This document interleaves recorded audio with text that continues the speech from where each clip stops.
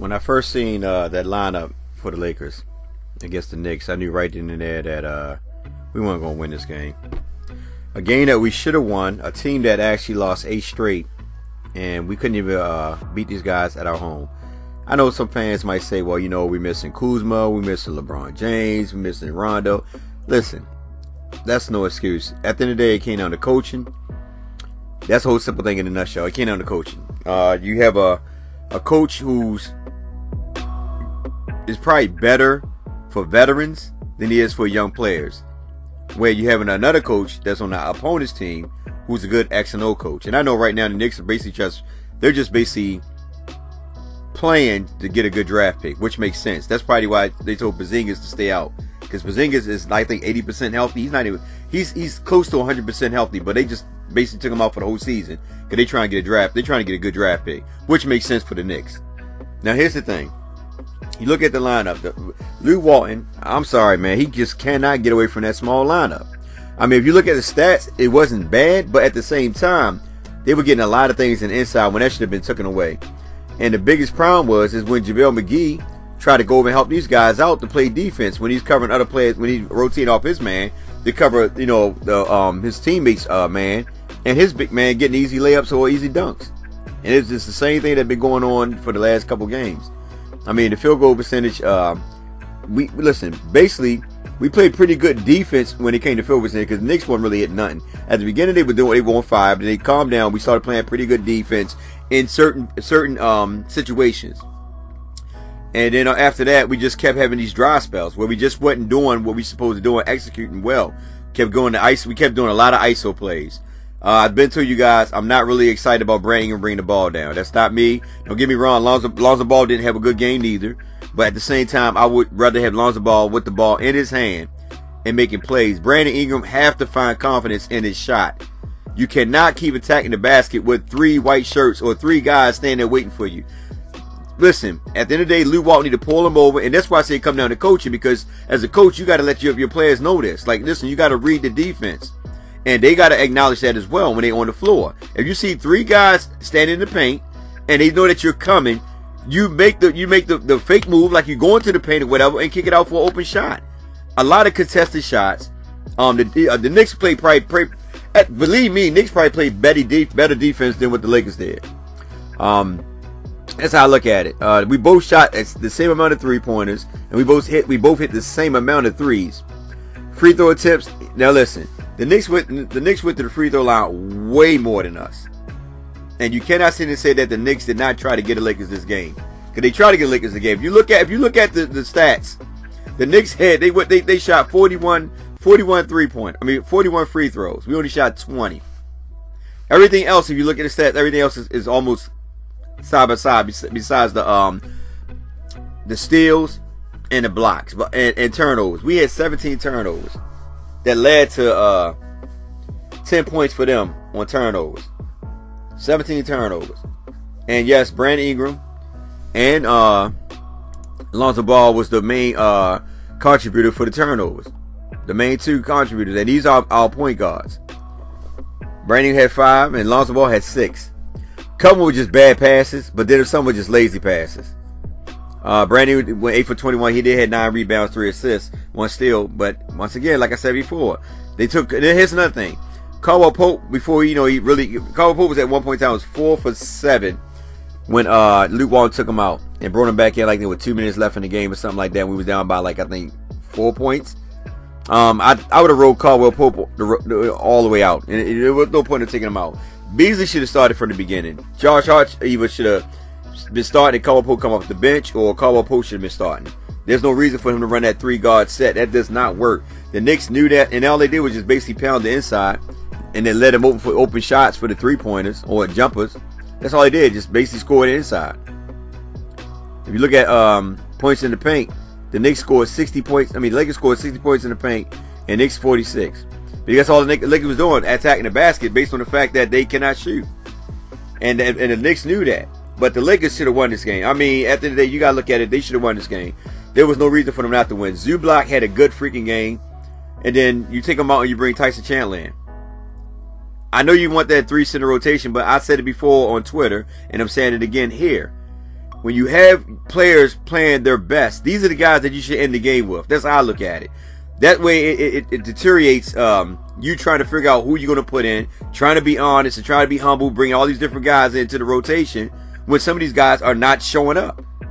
Tonight, for example, Ty Chandler shouldn't have been on the floor. That's just me. Listen, Zubac and JaVale McGee had it going. Ty Chandler would truly understand. He would truly understand because at the end of the day, it's about winning. Zubac and JaVale McGee had it going. The rotation would have been right then and there. That's how they did it. Whatever one is playing the best, that's what the rotation is going to be like. I wouldn't bring somebody in there just to make them feel good. You know what I mean? Just to be humble, like, okay, well, I got to get this guy playing time. It makes no sense what you're doing. Once again, like I said, Brandon Ingram should not have been bringing the ball down. Brandon Ingram, he got in his head. He was doing pretty good at the first, when they was making a little comeback. Lonzo Ball was too at one point in time. Lonzo Ball hit a couple threes. That's why I read it for the ball to be in Lonzo Ball's hand. I don't mind Lonzo Ball making turnover because in reality, if you look at Lonzo Ball assist to turnover ratio, he doesn't turn the ball over much. This season probably was his worst game when it came to turnovers, if I'm not mistaken. Because he usually averaged like anywhere from 1 to 2 turnovers per game. So this was probably his worst game right here. But I still rather have Lonzo Ball with the ball in his hand. Only reason why is because when he has the ball in his hand, it makes it much easier for guys to get shots and layups and dunks. Brandon Ingram, on the other hand, not too much. He'll do a little cut here and there, make a little pass here and there, but a lot of times them passes get deflected and it's off to the races, you know, for the opposite team to make a layup or dunk. I'd rather for Lonzo Ball had a ball in the hand, but like I said, we're dealing with Luke Walton, who to me personally, he's not put it like this. Luke Walton is not a young player development coach. He's young himself. He's not a young player development coach. You know, he's more of a veteran coach. I know a lot of people say, you know, fire Luke Walton. I'm going to be honest with you guys. I don't think they're going to fire Luke Walton. The only reason I'm saying this is because at the end of the day, you got to think about it. LeBron James like those type of coaches that he can control. You know what I mean? Where he can run his scheme. If you bring a coach in, the X and O type of coach, it's not going to fit in LeBron James' system. LeBron James never really played with X and O coach besides the coach in Miami. And remember, like I said before, he was trying to get rid of him, but Pat Riley stepped in. Here, Luke Walton is safe up to the All-Star break or probably the end of the season. That's how I look at it. After that, you might see Ty Lue or somebody. I'm just being honest. That's how I look at it. But at this point in time, because you're going with the veteran like LeBron James and Rondo and all them, then Luke Walton will fit them. But when it comes to develop these young players, you can hang it up, man. Luke Walton don't have an answer. And we can't, I mean, at the end of the day, everybody sucked. It wasn't just the players, it was the coach too. Because the coach also lost a lot of them games, the previous games too. The only game they won is when he actually executed pretty good on play calling. Excuse me, like I said before in that game, I forgot what game it was, but Sacramento Kings, when they beat the Kings. That was good play calling there. But this game right here, this is a game they should have won. Bad play calling, bad rotation, way bad time management. I mean, when it came to calling timeouts. Lance Stevenson had a good game. He came and played pretty good, and he also had a lot of foolish plays too as well. Sometimes he overplays himself. You know what I mean? But like I say, he had a good game and had 7 assists. But sometimes he overplays himself. Listen, at the end of the day, Mo Wagner should have got in there. If you look at the lineup and you see what the Knicks are putting out there, there's no reason for you to have a Josh Hart on a 6'9" guy. You did it so many different games, so many of these games so far. With Josh Hart playing a power forward, a small forward, his weight is giving up too much height on him. You can't keep doing that, man. That's a bad matchup. You got to match him up, man. I'm telling you, I know that Mo Wagner is a rookie, but you got to give him an opportunity, man.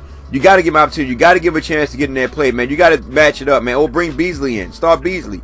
For you to start Josh Hart, KCP, and Lonzo Ball, to me, that's a bad move. Unless you put Lonzo Ball at the small forward spot. And then you got Brandon Ingram. So with Brandon playing playing power forward, look how much weight he giving up.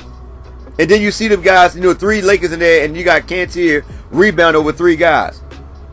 Either Cantier or Cornet, you know, rebound over these guys, or Benil, whatever his name, Benil rebound over these guys. You know what I mean? Like, it just don't make any sense to me. Because here's the thing.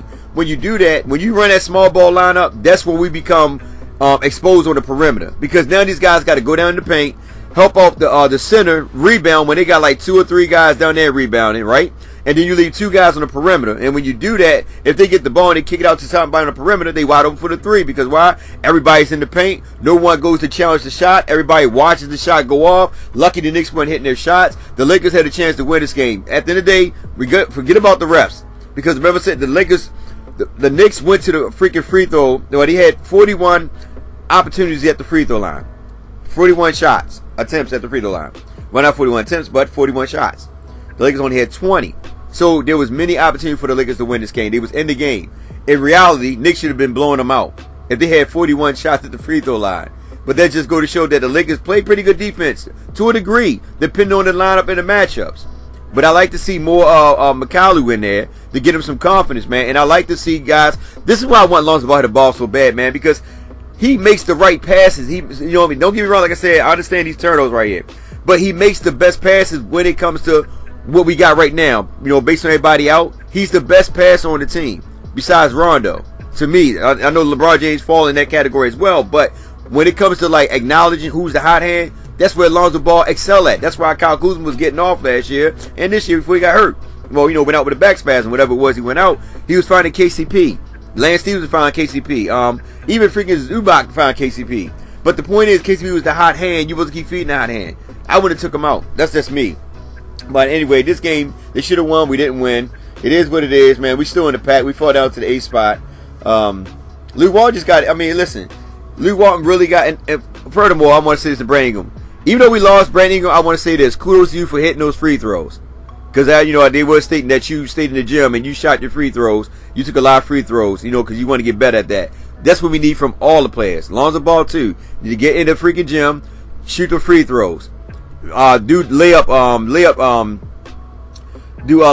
training or whatever. You know, do some layups because you're missing a lot of layups. You're attacking the basket, but you're not finishing hard around the rim. You know, a lot of them guys. Josh Hart was 1 for 9 behind the 3-point arc. 1 for 9. Now I'm gonna show you something about Josh Hart. He was 1 for 9 behind the 3-point arc, right? He took 11 shots. So what? 3 shots. Where he tacked the basket. Think about it. This guy's probably the biggest bulldog on our team when it goes to attacking the basket that can finish pretty good around the rim. But he said decided to shoot threes. I understand you open and all that, and that's what Luke Walton always, you know, suggests. If you open, take the shot. It's not working. Sometimes you got to put the ball on the floor and go to the basket. And I believe Josh Hart probably can finish better around the rim than Brandon Ingram, only because of his weight. Brandon Ingram is like I said on NBA 2K, when you hit somebody and you automatically just bounce off of them. That's how Brandon Ingram is. Brandon Ingram definitely had to get some weight. He got to get some weight, or he got to start banging on them open shots. Because they know when he's coming to, they know that he don't have no confidence in the jump shot and he's going to attack the basket. He got to build confidence in the shot or try to get to the key and take that the shot from the hip. But other than that, you got to work on it, man. Got to work on it. But like I said, man, we should have seen more wagon out there, man. You got, at the end of the day, Luke Walton got to utilize some of them players, man. You can't keep running these guys, man, and not utilizing your players. It's just not working. I'm sorry, it's not working. You know, it's just not working. This is a game where JaVale McGee had a good game. 18 points. I think he's high so far with the Lakers. You know, 9 rebounds. He had, 1 block. You know, Zubac had 10 points, 6 rebounds, 1 block. And that's what I'm saying. Those 2 guys should have stayed in. Chandler, I'm not knocking Chandler, you know, at the end of the day, but those 2 should have been rotating in. Chandler should never play that, get this game. And Chandler would understand. But you got to win these games, man. This game right here was this game was a win game. We should have won this game. I don't care what nobody say. We can make all excuses we can say in the world. You know, well, you know, everybody went here. This person went here. The game was in our opportunity to win. These guys turned the ball over. You know what I mean? Brandon Ingram going ISO on 3 straight plays. 3 straight plays, and 2 of them he turned the ball over. Went straight out. You know what I mean? Like 3 straight plays he turned the ball over. Matter of fact, all 3 turned the ball over. My bad. At the end, that was dumb. That way, Luke Walton, he had no more timeouts. What can he do? He used all his timeouts making all these dumb rotations. Anyway, listen, it's your man, Herbal Love. I don't even want to get too deep into this, man. We lost to the Knicks. Shouldn't have lost to a team that's going towards getting a draft pick. You know what I mean? Getting a draft pick. Instead, you know, like I said, they lost 8 games in a row. And they come to L.A. Come to L.A. and we couldn't even pull that out, man. That just shows you that Luke Walton's not a good coach. I mean, I'm just being honest with you. And like I said again, if you look at all the players that we done let go so far, I mean, the main stars. I ain't talking about Jordan Clarkson and Larry Nance. You know what I mean? They were second rounders, and I think Larry Nance was a second rounder too. Not them down. I'm talking about Julius Randle and D'Angelo Russell. If you look at those guys, look at them on their teams. Even though the Pelicans are struggling, and Brooklyn Nets are actually I think they like in the 9th spot right now. I think they're like 19-21, can just beat Memphis. Both of them guys are having freaking good seasonal games, man. Both of them are playing pretty good. And I understand that we had to let D'Angelo Russell go because had to make that, that move with the contract.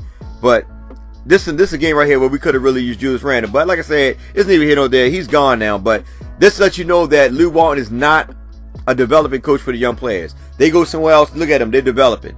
Stay here with the Lakers, you're not going to develop. I'm just going to be honest with you. I mean, I feel bad for the young squad, man. But these young guys ain't going to develop under Lew Walton. Unless we get a X and O coach, which I doubt it, based on the fact that LeBron James is here. So I don't know. But without LeBron James, we listen. At the end of the day, we need LeBron James. I'm just going to be honest with y'all. We need LeBron or we need Rondo. We need somebody with veteran leadership out of those two to get back here. Straight up, we need one of them guys to get back here to help this team. Because without them two, Lew Walton's a failure, and these young guys are just lost. They don't know what to do.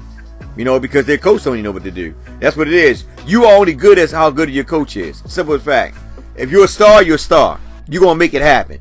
But at the end of the day, you only as good as your coach. And if your coach sucks, guess what? You suck too. I'm just being honest with you guys. I love my young players, but at the end of the day, Lew Walton just ain't the coach to develop these young players. I'm going to say fire him? No, I ain't going to say fire him because he fits for LeBron. So make sure you understand that. I say he fits for LeBron because LeBron can run the system that he likes to run. And Lew Walton don't have that much pressure on him because he got somebody like LeBron who is the floor coach who can help Lew Walton. That's why Lew Walton is sitting in the shadows. And I know Magic and Pelinka and all are watching. They pissed off too, but it is what it is. Anyways, your man, Love, like, share, subscribe, get in the comments, tell me what you think. Another loss, suck it up, guys. It's going to be a long season, man, until LeBron or Rondo come back. Y'all take care.